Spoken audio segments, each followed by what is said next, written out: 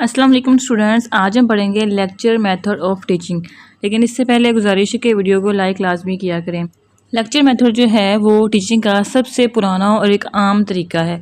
ठीक है, इसमें जो टीचर है वो बोलता है और जो बच्चे हैं वो सिर्फ सुनने वाले होते हैं। लेक्चर मेथड जो है वो वन वे होता है, यानी कि सिर्फ टीचर बोलता है इसके अंदर, और बच्चे और जो टीचर है उनके दरमियान इतनी ज़्यादा कम्युनिकेशन नहीं होती। टीचर आता है, अपना लेक्चर देता है और चला जाता है। इसके कुछ एडवांटेजेस भी हैं और डिसएडवांटेजेस भी हैं। एडवांटेजेस का क्या है? Cover extensive content quickly. जो हमारा सिलेबस होता है लेक्चर मेथड के दौरान वो जो है क्विकली कवर हो जाता है, बहुत तेज़ी से हम इसको कवर कर लेते हैं लेक्चर के दौरान। वो कैसे कि टीचर ने सिर्फ बोलना होता है ना, तो वो ज़्यादा से ज़्यादा जो है सिलेबस कवर करता जाता है।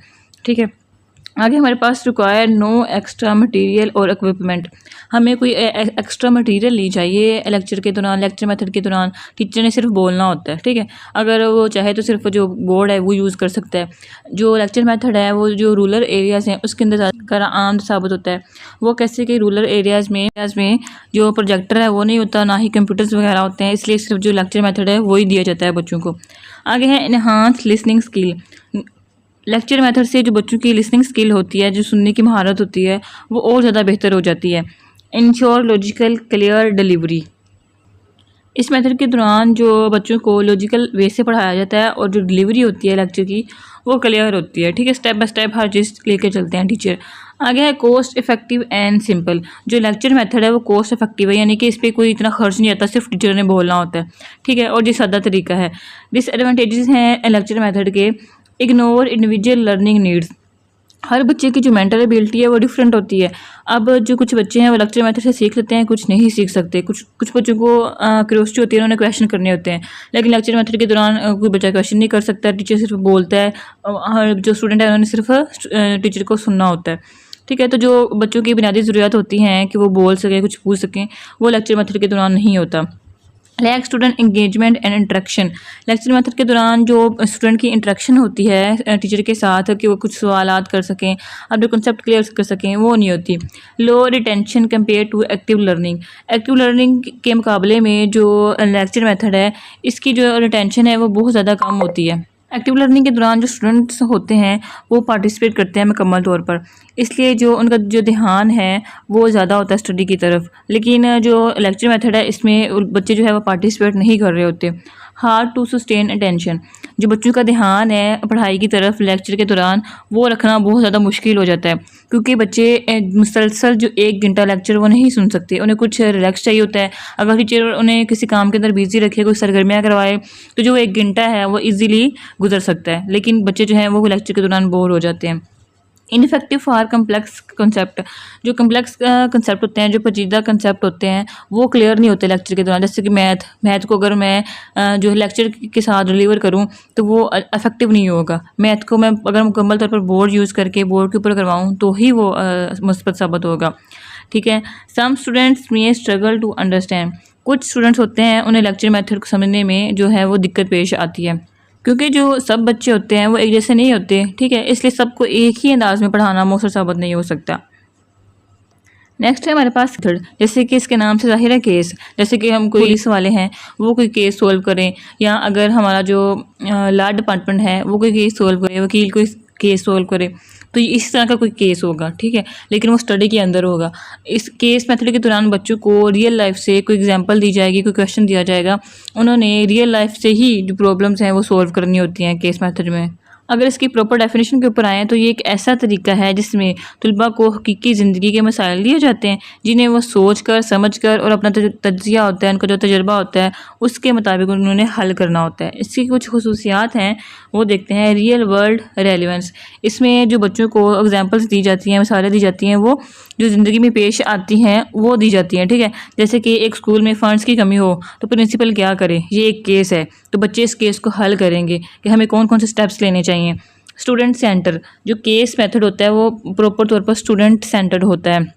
इसमें तलबा ने खुद सोचना होता है और ख़ुद ही सवाल करने होते हैं और ख़ुद ही उन सवालों के जवाब ढूंढने होते हैं। जैसे कि बच्चों को एक प्रॉब्लम दी जाए तो बच्चे वो एक टॉपिक जो है वो रिवाइज़ करें उसके बारे में, फिर देखें कि इसमें हम मज़ीद कौन से क्वेश्चन कर सकते हैं, फिर उन क्वेश्चन के खुद ही उन्होंने जवाब ढूंढने हैं। Critical thinking. केस मेथड में जो बच्चे हैं वो क्रिटिकल थिंकिंग करते हैं, उन्हें सोच समझ कर जो डेली लाइफ में उनके साथ पेश आ रहा है वो सबको साथ साथ रखना होता है। तो तलबा इसके अंदर सवाल करते हैं कि ये जो काम हुआ है वो क्यों, कैसे और कब हुआ है, क्या कौन सा बेहतरीन हल है कि हम इसको सॉल्व कर सकें। ठीक हो गया। जैसे वो अपनी क्लास ले लें कि एक बच्चा जो पढ़ाई में कमज़ोर है, तो वो इस पे रिसर्च करें कि वो बच्चा पढ़ाई के अंदर क्यों कमज़ोर है, क्या इसका कोई बैकग्राउंड इशू है, क्या पेरेंट्स का इशू है। तो वो सारा जो है मसला इसको लेकर ढूंढेगा क्या मसला पेश आ रहा है, फिर वो हल उसको हल करने की कोशिश करेगा। नेक्स्ट है प्रॉब्लम सॉल्विंग। ये जो मेथड है ये हमें सिखाता है कि हमने प्रॉब्लम को किस तरह पहचानना है और किस तरह उसका हल ढूंढना है। कोलैबोरेशन, इसमें क्या होता है कि बच्चों की आपस में कोलैबोरेशन होती है, वो ग्रुप वर्क करते हैं, एक दूसरे को मशवरा देते हैं और मिलकर फैसला करते हैं। तो इससे क्या होता है, उनकी कोलैबोरेशन बढ़ती है। एथिकल अवेयरनेस है। अब एथिकल अवेयरनेस क्या होती है? एथिकल होती है अखलाकी। बाज़ केसेस जो होते हैं उसमें अखलाकी उलझनें होती हैं, जैसे कि सच बोलना या दोस्ती निभाना। अब जो एक जो आपका फ्रेंड है वो टीचर के सामने झूठ बोल रहा है, तो आप कौन सा जो है रास्ता चुनेंगे? आप अपने बताएंगे या जो आपका जो दोस्त है वो झूठ बोल रहा है आप उसके साथ खड़े रहे होंगे। ठीक है। आगे है फ्लेक्सिबिलिटी।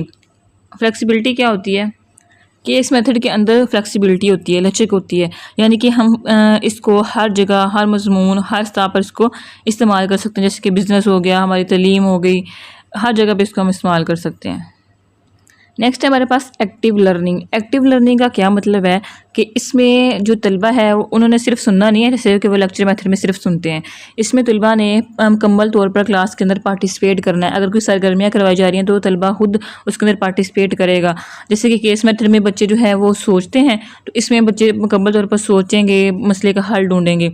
तो ये हो जाएगी हमारी एक्टिव लर्निंग। एक्टिव लर्निंग की कुछ स्ट्रेटजीज हैं। सबसे पहले है आइस ब्रेकर। अब आइस ब्रेकर को हम एक एग्जांपल के साथ समझते हैं कि अगर आपकी न्यू क्लासेस स्टार्ट हुई हैं, ठीक है, तो जो टीचर है वो बारी बारी सबको खड़ा करेगा अपनी तरतीब के साथ, जैसे जैसे बच्चे बैठे होते हैं, और बच्चों को कहेंगे कि आप अब अपना इंट्रोडक्शन करवाएं। तो हर बच्चा जो है अगर वो कंफ्यूज भी होता है सबके सामने बताते हुए, तो वो लाजमन अपना जो है इंट्रोडक्शन करवाएगा। इससे क्या होगा, उस बच्चे के अंदर हिम्मत आएगा, इत्मीनान आएगा, कॉन्फिडेंस आएगा कि वो सब बच्चों के सामने जो खड़ा होकर अपना इंट्रोडक्शन करवा रहा है।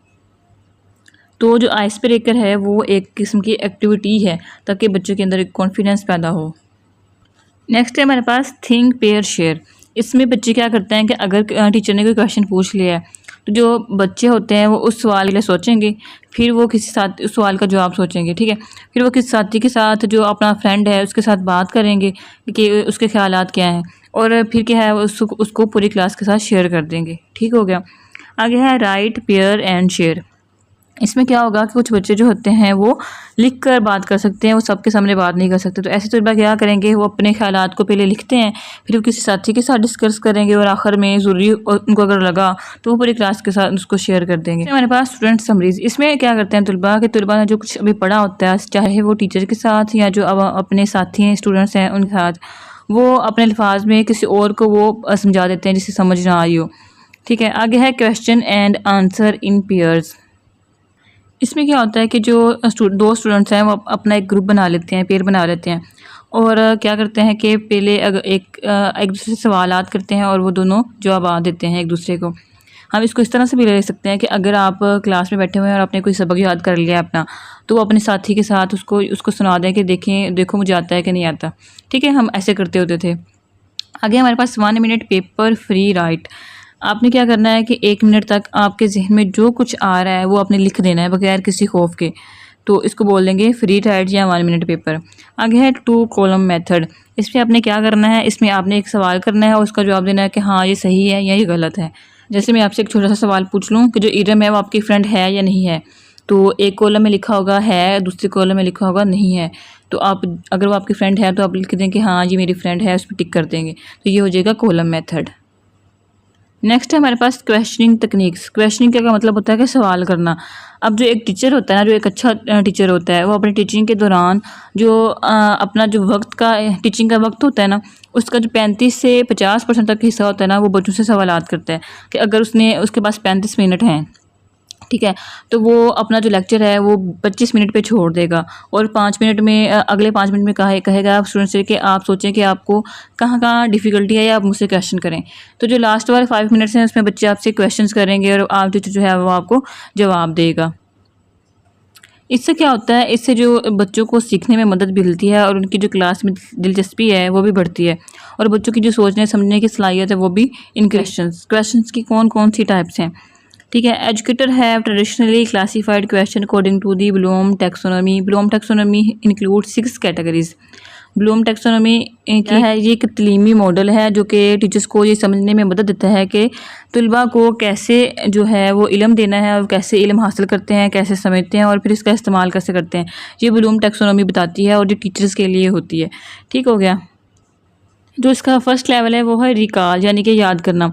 इसका मकसद क्या होता है कि आपके स्टूडेंट के पास जो इनका प्रीवियस इल्म है उसको रिवाइज़ करवाना, उसको रिकॉल करवाना। जैसे कि हम बच्चों से पूछ लें कि पाकिस्तान कब आज़ाद हुआ और जो वाटर का केमिकल फार्मूला है वो क्या है। नेक्स्ट है अंडरस्टैंड।